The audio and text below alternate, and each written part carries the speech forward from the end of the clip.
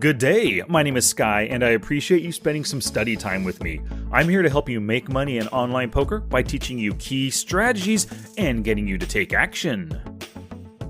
So I have another aggressive attitude podcast for you, just like last week's where I told you to play with a steal attitude.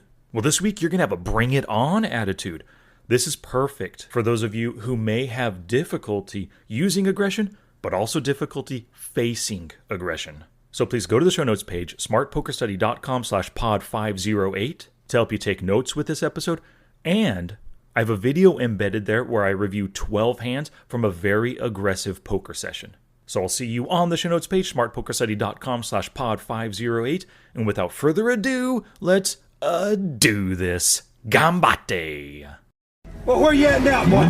I feel really bad about this, but I'm not going to tell you that. We do not do that to each other. We're Ravagers. We got a code. Yeah, and that code is steal from everybody. In last week's episode number 507, I gave you the best strategy to focus on as you play, and that strategy was, how can I steal this pot? If you haven't listened to that podcast or watched the video, go to smartpokerstudy.com/pod507 for that one. I had given the same strategy to one of my students a couple weeks ago, and he played with that strategy for 3 sessions total, and then he sent me this email. I tried the steal focus. It started good, but got tough. When I was stealing, they were re-raising me and not folding. I stole some good pots, but I kept facing more aggression. It seemed like more than usual. It made these steal sessions no fun. Eventually, I just tightened up because they kept betting and raising. What did I do wrong? Now, he asked, what did I do wrong at the end of his email?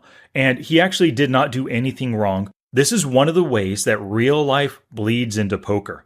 When two people have a disagreement, things can get heated. You probably know this, right? Voices rise, name-calling starts, and it can turn into a full-blown fight. Now, the same thing can happen in poker. You are making aggressive plays against them. They get fed up with it, so then they decide to fight back against your aggression with some of their own. And now you are faced with extra aggression that you're not used to.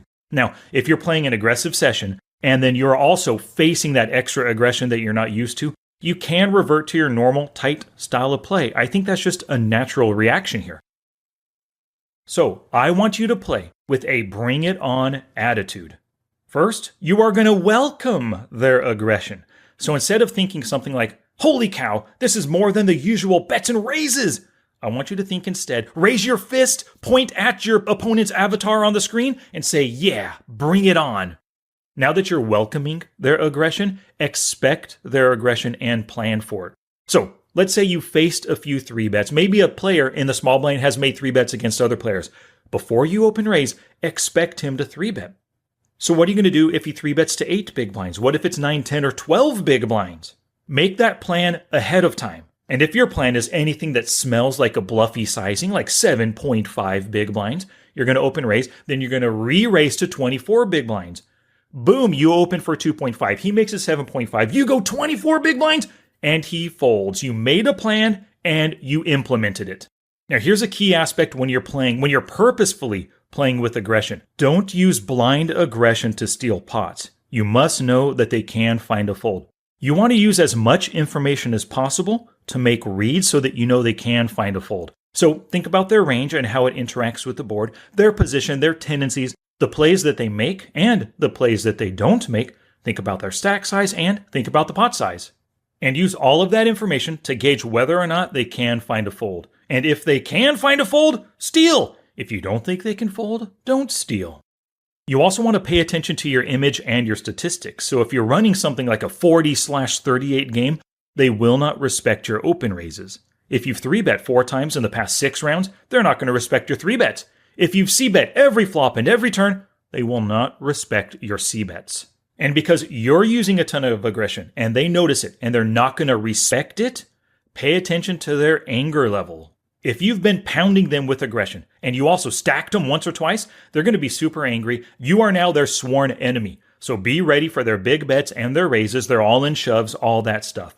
Also, be ready for them to call you with position in order to catch you. They're trying to catch a big hand to crack your aggression, or just hit a top pair hand to catch your bluffs, because they want to win those chips back that you took from them. Remember, it's human nature to fight back when you are being attacked.